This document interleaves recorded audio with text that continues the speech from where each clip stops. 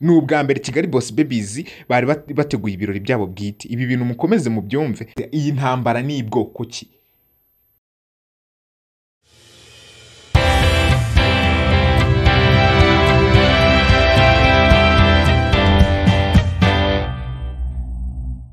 Reka twongere tubasuze kandi tubahe ikaze abantu mukurikirana AD Group, nkuko tudahwema kubagezaho bimwe mu makuru abari kugenda avugwa hirya no hino muri entertainment mu myidagaduro. Uyu munsi wa none rero intambara ni zose, amasasu, ingumi n'imigeri birimo biravuga hagati y'itsinda rya Kigali Boss Babies na Zari the Boss Ladies.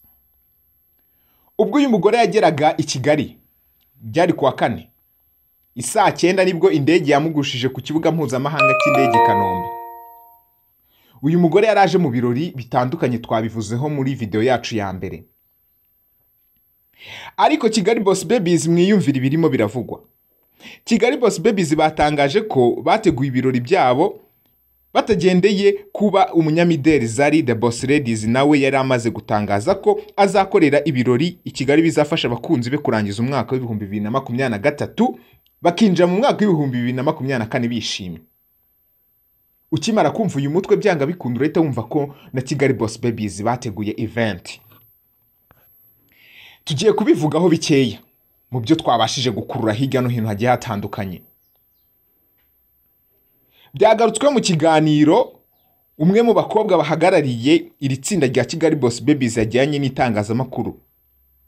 Ibi byabaye kuwa kane tariki 28 Ukuboza. Cyabereye kuri B Hotel Kigali Nyarutarama. Wibuke ko cyabaye umunsi umwe Zari yari yageze i Kanombe. Umuherwekazi w'umunya Uganda ubarizwa muri Afrika y'Epfo Zari yaraherutse gutangaza ko tariki 29 Ukuboza umwaka wa 2023 azataramira mu mujyi wa Kigali. Iyi tariki yayihuje nabo Kigali Boss Babies, kuko nabo kuwa kabiri tariki 20 Ukuboza umwaka wa 2023 ari nabwo batangaje ko haburi iminsi 9 kugira ngo bahuze abakunzi babo mu birori. Ni ubwa mbere Kigali Boss Babies bari bateguye ibirori byabo bwite. Ibi bintu mukomeze mu byumve, ni ubwa mbere. Ndetse bagaragaje ko bashaka kurangiza umwaka bishimanye n'abakunzi babo, bagasuza umwaka wa 2023 bishimanye n'abantu bakunda iri tsinda rya Kigali Boss Babies, dore ko atari bakeya, ni benshi. Ndi kwibaza iyi ntambara ni ibwoko ki? Hari ibintu byinshi dukwiye gukomeza kugenda twibaza kuri ibi bintu. Nazaragaragaza ko yashakaga kurangiza umwaka yishimanye n'abakunzi be b'i Kigali, kandi barahari benshi. Noneho umuyobozi arabivuga hiki, umwe mu bayobozi batumiye Zari. Umuyobozi wa Wave Lodge Owen Godfrey ahirutse kubwira ibinyamakuru ko batumiye Zari nk'umwe mu banyamideli bazwi bifuza ko azabafasha kurangiza neza umwaka uyu mwaka wa 2023. Uyu mwaka urimo uragenda uvugwamo byinshi mwabantu. Ntago byoroshye ndakubwiza ukuri, sinzi ikintu twavuga. Zari ubwe yarivugiye ngo azaba hari ataramanye na bamwe mu bamukunda cyangwa se na bamwe mu bamwishimira cyangwa se bishimira ibikorwa bye. Muri iki kiganiro n'itangazamakuru ari yakuru yavuze ku ntego z'ibi bitaramo. Yagize ati biratandukanye, intego zabyo ziratandukanye. Bityo nta muntu ukwiye kuduteranya na Zari, kuko abantu bategura ibirori ni benshi, kandi niba abantu benshi bategura ibirori n'ibirori bishatse kuvuga ko ari byinshi, ntago mwaka duteranyije twebwe na Zari. Ariko sinaje kwibaza ngo iki kirori cyitwa ngo iki cya Kigali Boss Babies. Reka wenda turaza kumenya ibyinshi kuri iki kirori. Ariko Kigali Boss Babies umwe mu bayihagarariye yavuze ati kubyerekeranye no gutegura igitaramo tariki 29 ku munsi Zari nawe yateguriyeho ibi birori, ntekereza nkuko ahabera ibitaramo aba ari henshi mu gihugu, nako n'abantu bategura ibitaramo bagomba kuba ari benshi. Ibi bintu niko kuri. Nimba kuko mu gihe cyo gusoza umwaka murabizi hariho ibirori byinshi hirya no hino bigiye bitandukanye. Ntekereza niba abantu benshi bategura ibyo birori n'ibirori biba bikwiye kuba ari byinshi cyane. Rero kuba Zari yahuza umunsi umwe na Kigali Boss Babies numva nta mpamvu yatuma tuvuga ngo aba bantu barahanganye cyangwa se intambara yarose.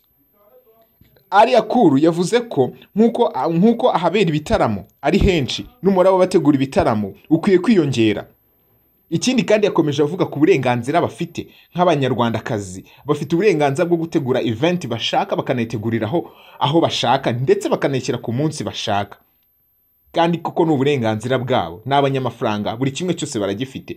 Mu gihe ufite ubushobozi bwo gutegura event ntago ubujijwe gutegura event, dore ko igihugu cyacu kiduha umudendezo muri ibyo ngibyo.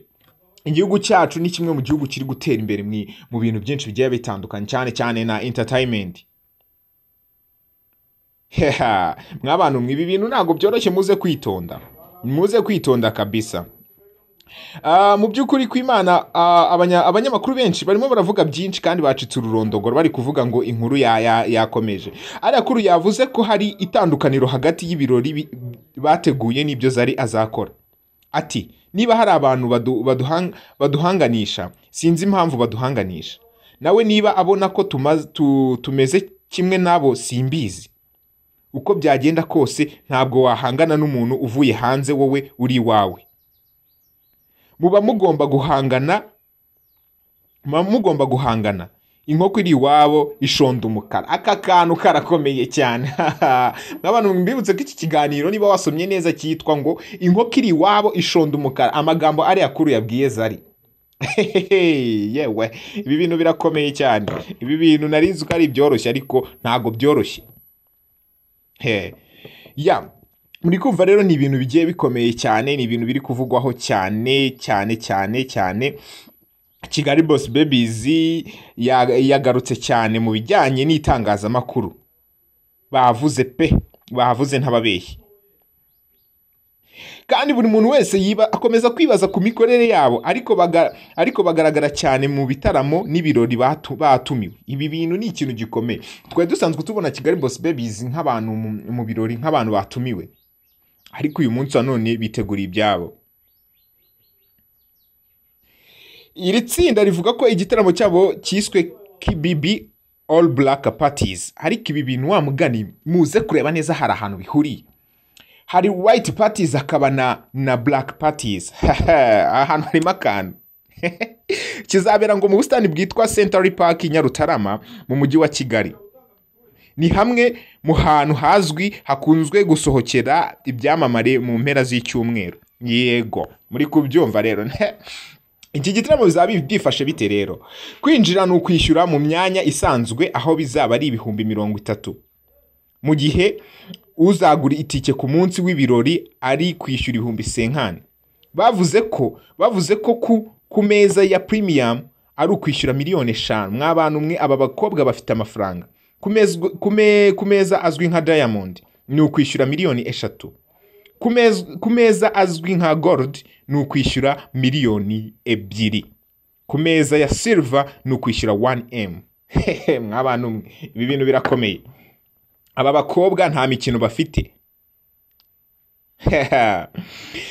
Ngira ngo uri kugenda ubona amafoto menshi y'aba bakobwa. Iki gitaramo kirimo kiravugwa byinshi, ariko ngerekana igarukire, reka iki by'igitaramo byabo mbireke, ahubwo ngaruke kuri aka kantu. Zari ndetse n'aba bakobwa Kigali Boss Babies ubundi barapfiki. Ari Zari afite amafaranga ye, ari Kigali Boss Babies bafite yabo, bafite abakunzi babo, abandi bafite abakunzi babo. Aba bantu sintekereza niba bashobora kuba bahanganiye iki, bahanganye mu mafaranga, bahanganye mu butunzi, bahanganye mu bwiza. Bose ni beza, barakeye bameze neza, ariko sinzi ikintu uyu munsi wa none barimo barapfa kuri ibi birori, kuri ibi bitaramo. Ibitaramo byavugishije benshi kabisa. Mwibuke ko iyi Kigali Boss Babies yashinzwe muri Mata umwaka w'2023 isanzwe ibarizwamo abakobwa benshi bagera nko kuri bangahe, reka ndewe 1 2 3 4. Ibi bintu birakomeye cyane. Uyu mugore Zari yaba afite n'ubunararibonye kurenza aba bakobwa. Ariko simba judginga, ngiye ndi kuvuga ibintu tubona n'amaso yacu. Uruhare n'urwanyu kugira ngo mutubwire ngo aba bantu bahanganiye iki. Umwe arategura white party, undi agategura black party. Amagambo akaba amagambo ngo umwe yasesekaye mu gihugu agiye gukoreramo ikirori. Umwe akavuga ngo ndashaka kurangiza umwaka nishimanye n'inshuti zanjye. Undi nakavuga ati nanjye ndashaka gusoza umwaka nkawusozanya n'abafana banjye bankunda twishimanye. tunywa turya tunezerewe. Ari Zari nuko, ari Alliah Cool umwe uhagarariye Kigali Boss Babies nuko.